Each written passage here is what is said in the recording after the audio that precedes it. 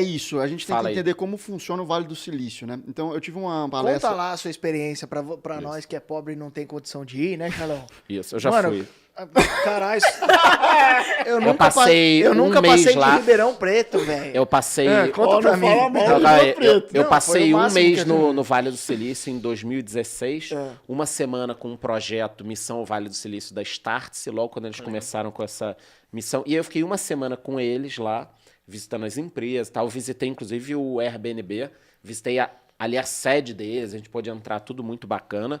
E depois eu fiquei 3 semanas sozinho Legal. em Palo Alto e ali na Legal, região Vitor. para tentar entender esse ecossistema. E Bom, muita então coisa fez conta sentido. pra mim que só Mas deixa nunca ele passei falar. de Não, hoje é nunca dos passei de convidados. Osasco. Nunca passei Fala de aí. Osasco, vai. Pra quem nunca passou Fala de aí. Osasco. Então, O que você aprendeu de mentalidade do Vale do A Silício? gente teve uma palestra com a Michele Messina. A Michele Messina, cara, ela é dos primórdios. A mulher tem 60 anos, abriu a primeira empresa com 19, então assim, ela tá desde o começo no Vale do Silício.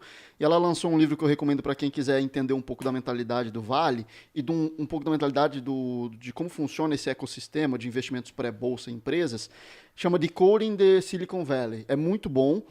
E ela deu uma palestra e, assim, a gente tem que entender como que funciona esse mundo para você entender. Porque eu falo, cara, investir em empresa de tecnologia não é a mesma coisa, não é a mesma mentalidade de você investir em qualquer outro setor na Bolsa de Valores. Primeiro, por que o SoftBank ele insiste em inflar os valores? Porque ele precisa ter evento de liquidez.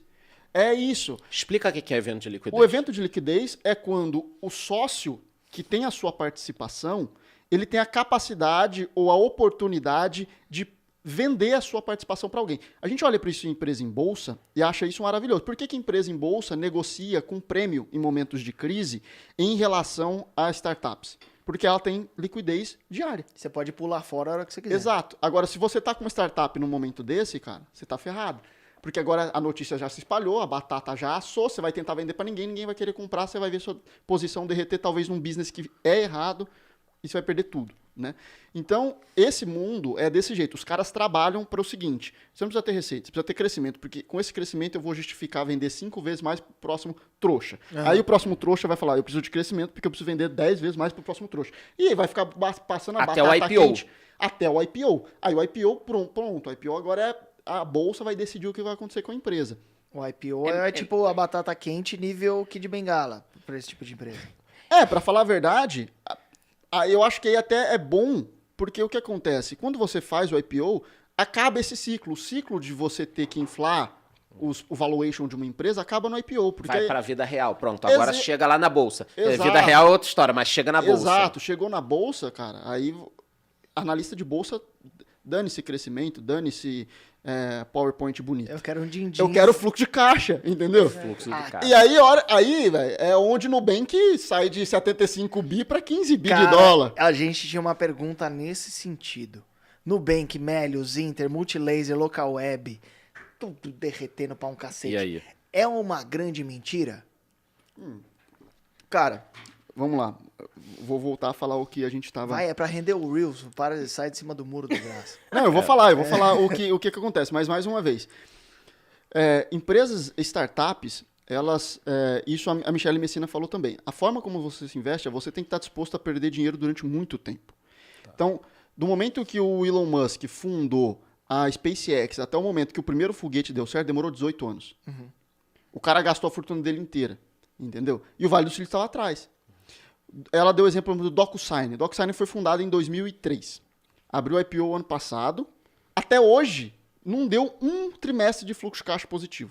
18 anos perdendo dinheiro Eu assino os bagulho lá e nunca paguei nada. por DocuSign. Sim. Então, Por isso que não dá dinheiro exato, nenhum, desculpa, porra. Sim, Exato. sim. Então, o que acontece? Isso quer dizer que vai dar errado? Não. Se a gente olha a Amazon ficou 7 anos sem dar nenhum centavo e, puta, virou o que virou, entendeu? Só que a questão é, a forma como você analisa essas empresas é muito mais subjetiva, entende? Não é fluxo de caixa. Então, por exemplo, quando eu olho para a Nubank, a gente deu call neutro no IPO, porque a gente sabia que o negócio ia esquentar. A gente ainda falou, olha, empresas brasileiras que abriram capital lá fora, nenhuma nos primeiros 12 meses ficou com o preço acima do IPO. Por quê? Porque você vai comparar Nubank com quem? Com Square, com Apple, meu Deus do céu. Você não vai comparar Nubank com o banco BMG, entendeu? Sim, é. Então é óbvio que o gringo vai ter um olhar totalmente diferente para Nubank. E vai ser penalizado porque o mercado dele é um mercado emergente, não é uma economia consolidada.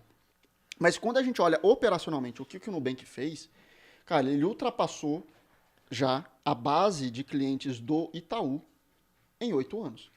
Isso é um absurdo. O Itaú demorou 60 anos para conseguir 60 milhões de clientes. O Mas Nubank fez isso em 8. Mas o Itaú sabe ser banco e o Nubank ainda tá perdido. Eu entendo isso, só que o que acontece, cara? Mostra uma capacidade de execução absurda, entendeu? E aí, eu acho que o Nubank está nesse estágio de agora, ele nunca passou por isso, agora ele vai ter que se provar. Que é isso, vamos ver o valor da gestão. Agora, o dinheiro está secando, eles vão ter que gerar receita.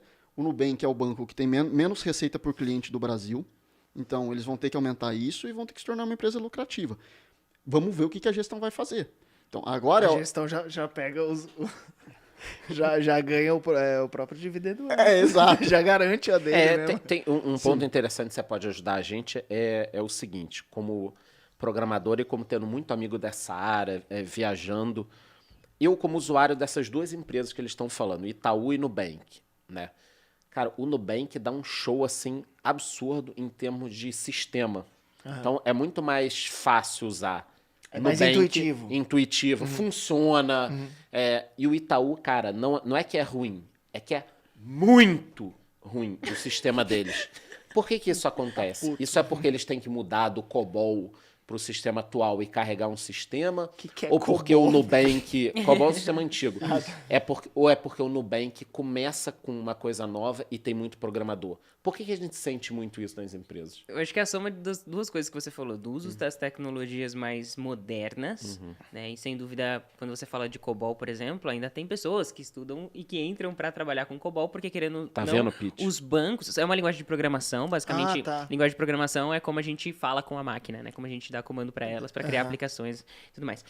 E existe ainda essa linguagem nos bancos, porque, assim, compensa você parar tudo ou você, né, fazer Dá em um paralelo. reset, como é que você Tipo, como desliga, você vai fazer né? isso, né, pra uma nova tecnologia? Tem alguns bancos que eu sei que fazem isso aos pouquinhos, em algumas partes específicas, mas às vezes você não tem nem mais a pessoa que tinha aquele conhecimento das regras de negócio, de como aquilo foi implementado. Ela já faleceu há 30 anos. É isso. Tipo isso. Então, assim, de novo, eu tô falando sobre gestão de conhecimento. Muitas das vezes você vai perdendo conhecimento ao longo dos anos.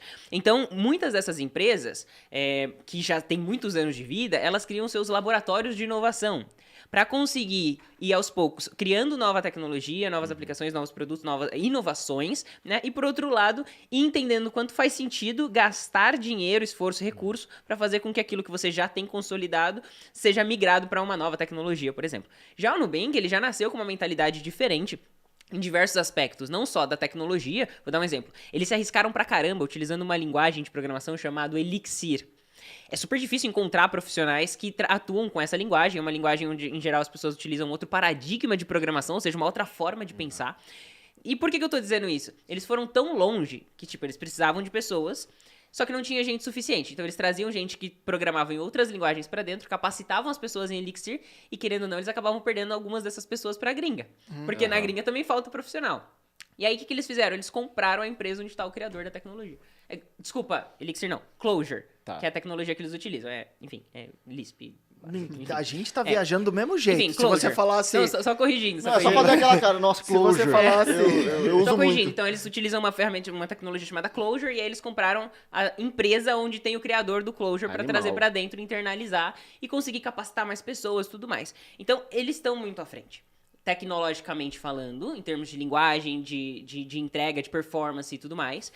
Então, eles têm um número muito grande de profissionais, mas também em outros aspectos, como experiência do usuário. Experiência do usuário, que a gente chama de UX, né? User Experience, que virou moda nos últimos anos, é uma preocupação que muitas empresas não têm capacidade. Que essas têm. Essas tech têm, assim, é prioridade, né? O Steve Jobs fala de user experience, de interface do usuário. Por que a gente tem um Apple? Por que a gente tem um iPhone? O que é a experiência dessa Porque a coisa? experiência do usuário, o cara fala isso há 40 anos, entendeu? Eu que tenho uma inteligência mediana pra baixo, cara, eu não se eu tiver que sair desses sistemas operacionais, e cara, no começo do canal eu editava meus vídeos, eu editava minhas músicas, e cara, eu nunca tive que estudar porra nenhuma, é totalmente a prova de trouxa. Só que se me mandarem usar um negócio que não é da Apple, eu vou dar uma bugada, assim, porque eu já tô usando É o muito Apple. intuitivo, É né? muito intuitivo e eu já tô usando há 7 anos. Então, eu prefiro pagar mais para não perder tempo aprendendo a usar outra coisa, porque nesse meio tempo eu posso usar isso daqui para ganhar mais dinheiro. Eu acho que essas empresas ganham muito nisso, porque o Nubank é muito melhor que o Itaú. A gente sabe que o Itaú tem dinheiro ilimitado, poderia investir o quanto fosse, e eles não conseguem, né? Outro exemplo que eu posso dar, para não falar, são só esses dois. Não, eu posso dar um outro. A experiência de você comprar online na Amazon não se compara a comprar online na Casas Bahia, por exemplo. Então, a Amazon é muito fácil comprar, é intuitivo, você perde a senha, é Mercado fácil. Livre também é bem Mercado fácil. Livre é bem fácil. Então, eu tenho essa sensação de que essas empresas, e eu ainda confio muito nessas tech, porque elas conseguem se reinventar muito fácil, também por entender isso do usuário, né? Isso é personalização, né? Então, por exemplo, a Amazon é um dos maiores cases de UX quando a gente fala sobre a experiência do usuário por conta daquele um clique.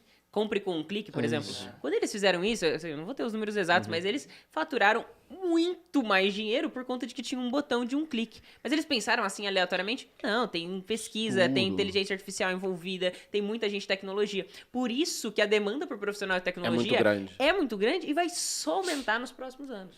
E eu acho, assim, você tocou num ponto, que eu acho que, assim, o Davi Vélez, ele deve ter esse... É o mano do Nubank. É o mano do Nubank, é o fundador do Nubank, o idealizador.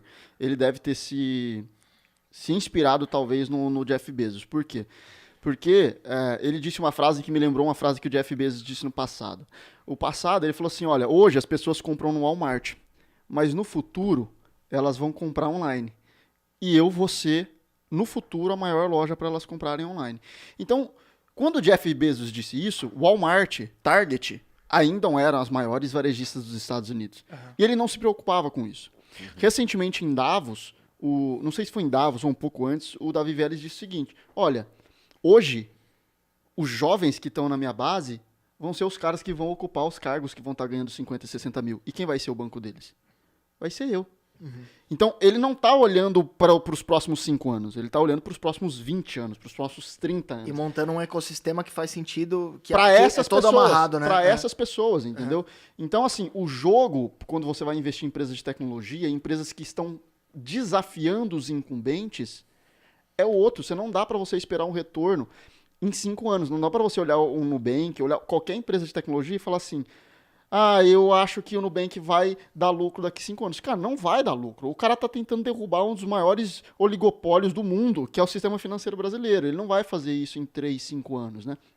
Então, acho que a gente tem que ter essa mentalidade quando a gente olha para a Nubank. Então, quando a gente olha a Nubank, eu não avalio fluxo de caixa, não avalio nada disso. Eu avalio qual é a capacidade da gestão de mudar, qual é a cultura da empresa, qual é a tecnologia. Cara, você mudar um sistema legado, eu trabalhei com tecnologia antes, implantação de software na empresa do meu pai.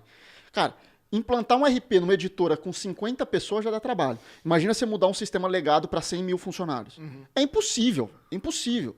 Então, essa é uma vantagem competitiva, como a Thaís falou, que o Nubank tem. O cara nasceu com uma tecnologia já completamente flexível, com uma cultura centrada na experiência do usuário, coisa que o Itaú e os outros grandes bancos incumbentes não têm.